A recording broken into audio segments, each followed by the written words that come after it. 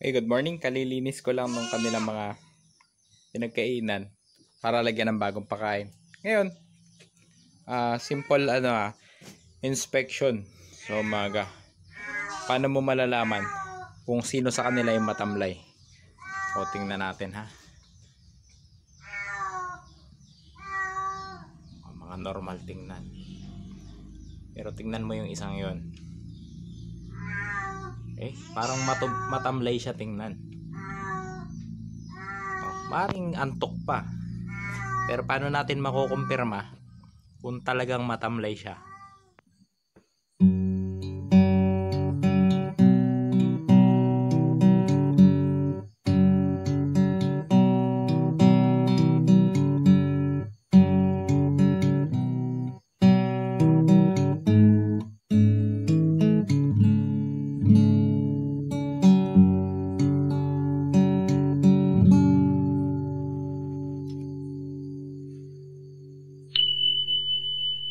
Okay, isang pamamaraan ko dyan. Gamit tayong Madre de Agua. So, gustong gusto nila to.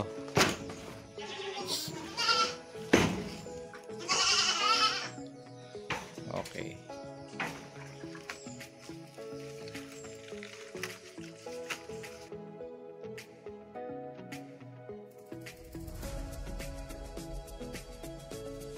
At ayan nga. Nagkakainan sila at may isang humihiwalay. Kita nyo? Nagkakainan sila. Sila ang umunguya pero ito mukhang may kakaibang nararamdaman. Bagong walay kasi to at kagabi ay parang natulog siya nang nakahiwalay sa mga kasama. So pwedeng itong ang kambing na ito ay nabaguhan. Nabaguhan siya at nilamig. Pero kumakain naman pero pwede siyang nilamig. Nilamig siya kagabi. Dahil panguya-nguya naman siya at wala naman akong nakikitang sipon kanyang ilong, sa tingin ko yung kakaiyak niya ay nagdulot yun ng stress sa kanya. Kaya kung ganito yung kambing at sa tingin ko stress yung nakapagpaganyan sa kanya, tuturukan ko siya ng B-complex. Okay? So B-complex aking ibibigay. Alcohol para bumalik yung gana niya.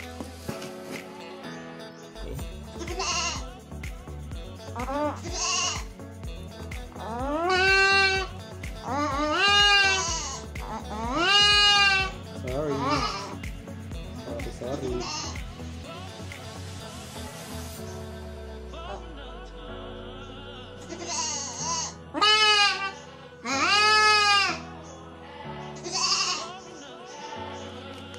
Okay. Natin improvement niya. Babalik yung gana niya kumain. Kaya mo masasabi na nanamlay. Tingnan mo ito mga ito. Kainan, no? Siya. So madaling makita ang kambing kapag nananamlay. Ang ugali niya ay hindi katulad ng mga sa normal na araw. Naman, naturukan ko na naman to, kaya tingnan natin kung ano magiging response ng B-complex. Dahil pampagana yung kumain at pampabawas ng stress ng mga hayop. Maring na stress siya nitong pagkakalipat ko na to. Na normal naman yan sa mga kambing na bagong lipat. So ang importante, bumalik dapat yung gana niya kumain. Wala naman tayo nakikitang sipon. Hindi naman siya mainit. Mayabang-yabang din naman. So tingnan natin hanggang bukas o masusunod na araw kung ano magiging response ng ating itinurok. Okay, so kapon tinuro ko siya ng B-complex. Kaya hindi naman siya masyado nag-improve ngayon. Tapos ayan, natatamlayan pa rin ako dun sa itsura niya at sa galaw niya, kilos. Kaya ngayon, injekan ko siya nito, amoxicillin. Okay, dahil siya ay 7 kilograms, so kinumpute ko lang dito. Okay, susundin mo lang lagi yung dosage. Nabibigyan ko siya ng 6 na guhit dito sa 1 ml.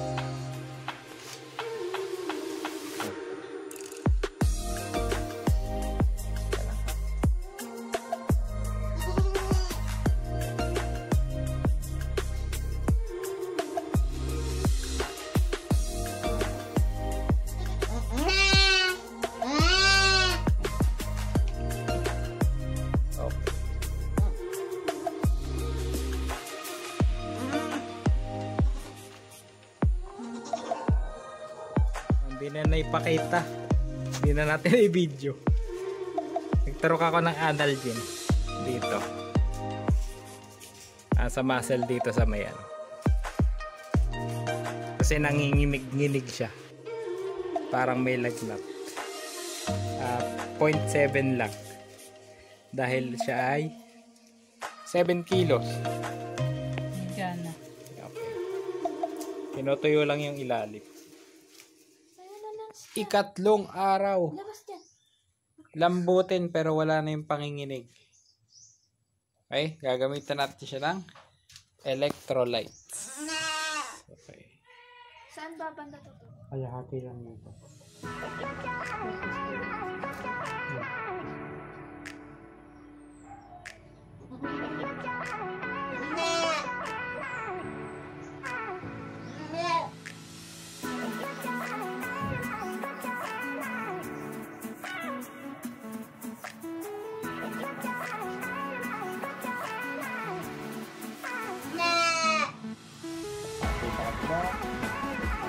Kalahati dito sa kabila.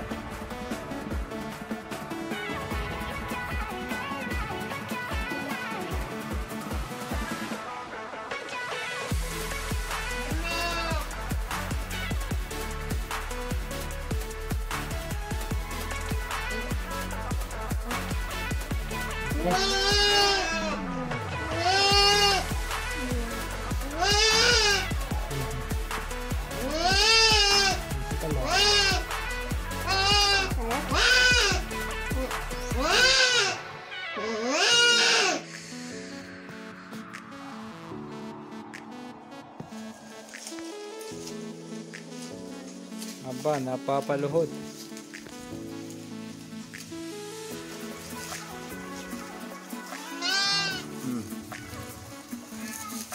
Kapag kaya niyang umuya, sinusubuan siya ni ma'am, ni Teacher Rhea. Ayan.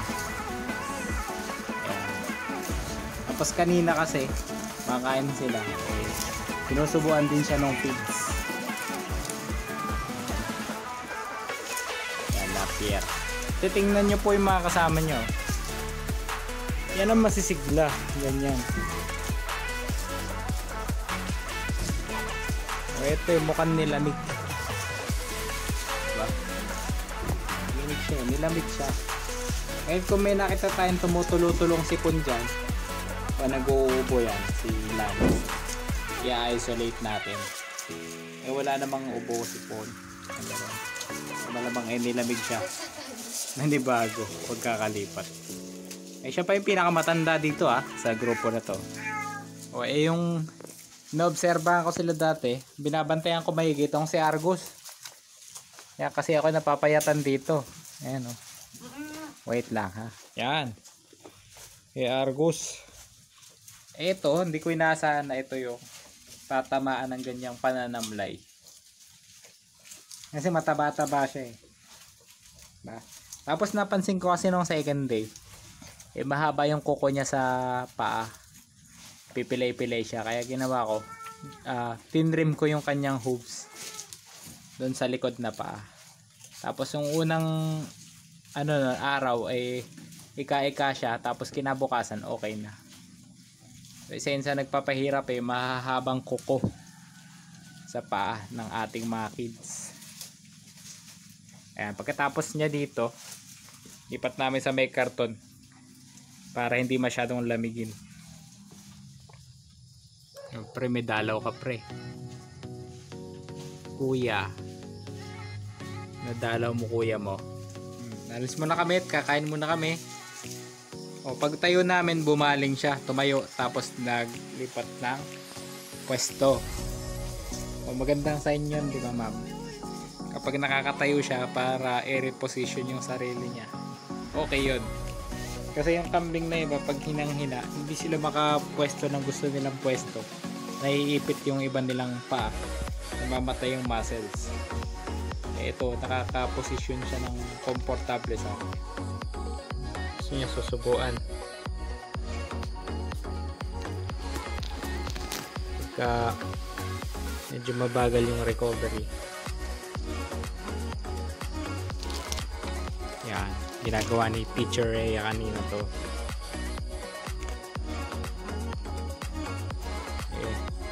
Mamaya ka ng gante. Kuya muna, kuya. Pagka ganito, susubuan mo talaga. Lalo talo siya sa balyahan. Hindi siya makakapalag dun sa ibang kapatid. Ayan, umaangal pag inaagawan. Para makabawi siya ng lakas, susubuan mo talaga. Pagka gusto maka-recover yung kambing, tsaga-tsagain mo sa ganito.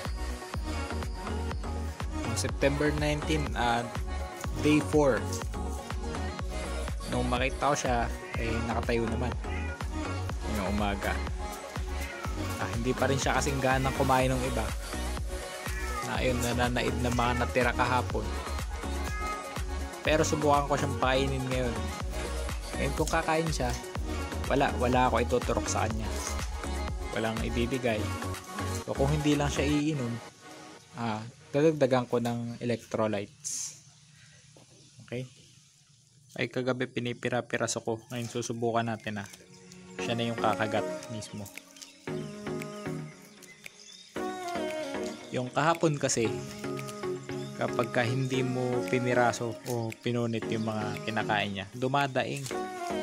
Parang hirap na hirap siyang kagatin at hilahin. Ngayon, kahit hawak ko na tong Madre de Agua, siya na mismo yung pumipilas. Magandang improvement yan sa kanya.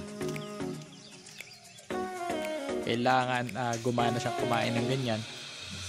At kapag magana siyang kumain at nakakainom siya, nakaka-recover yan.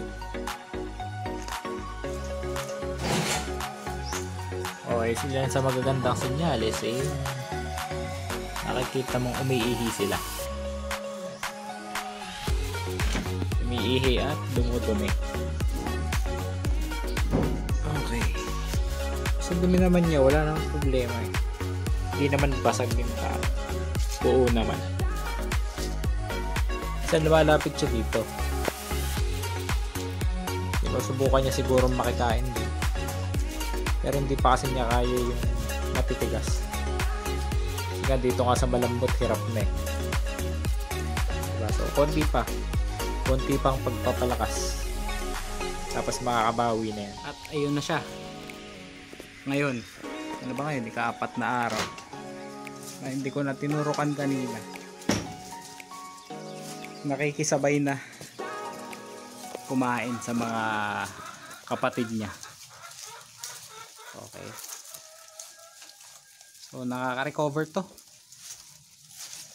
Pag ganitong kumakain, pwede mong bigyan ng electrolytes kung gusto mo. Last day electrolytes para mahabol niya yung tubig. Pag-isipan ko kung bibigyan ko siya mamaya o hindi. Pero malaki-laking porsyento na dagdagan ko siya ng konting electrolytes para talagang ma-boost yung kanyang tubig sa katawan. Tuloy-tuloy na yan.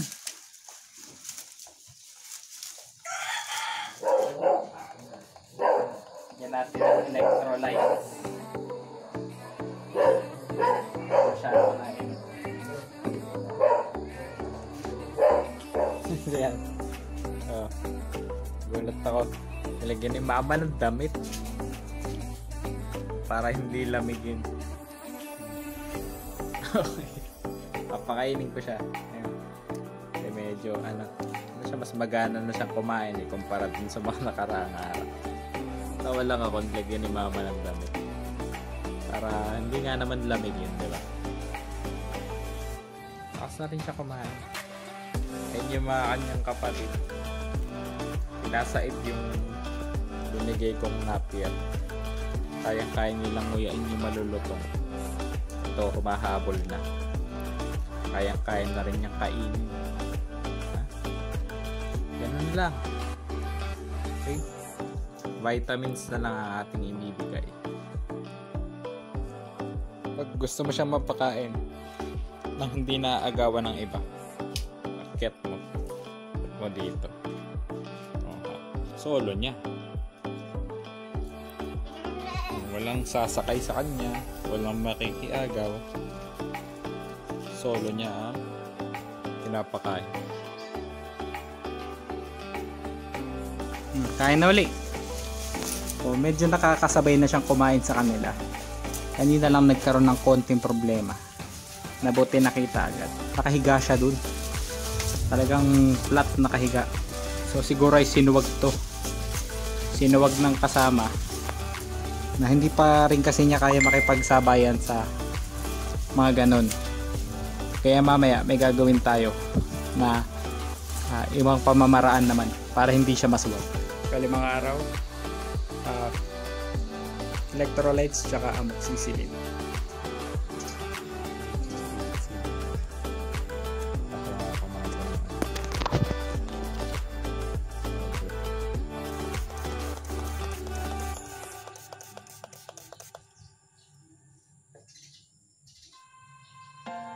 ABV.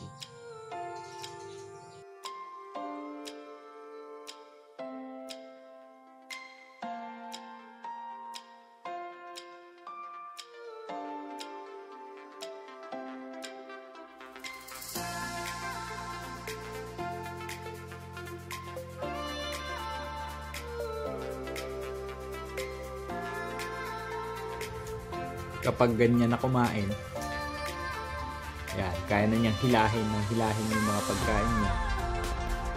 Matakaw na. Makaka-recover na to. Tapos pagka siya naka-recover na yung mga muscles niya, lumakas na ulit, pwede mo nang isama. Pwede mo nang iwan kasama ng kanyang mga kapatid. Hanggang sa kaya na niya makapagbalyahan ulit. Okay. Tabi ka. Eh unang gabi na binalik ko siya dito, may higa na siya. Tapos galing mo, tinatabihan siya ng kapatid mo para may init na, hindi na ulit sila ginag. Kasi yung iba magkakatabi sila dun. Okay na to. Obserbahan natin ng mga ilang araw, pero ang lakas na niyang kumain. Naka-recover na. Magaling na ang ating kambing na nagkasakit. Okay na. Hello ka sa kanila. Happy goat. Happy goat. Magaling na siya. Nagkasakit ito Ginagawa ko yung, ine-edit ko pa yung video.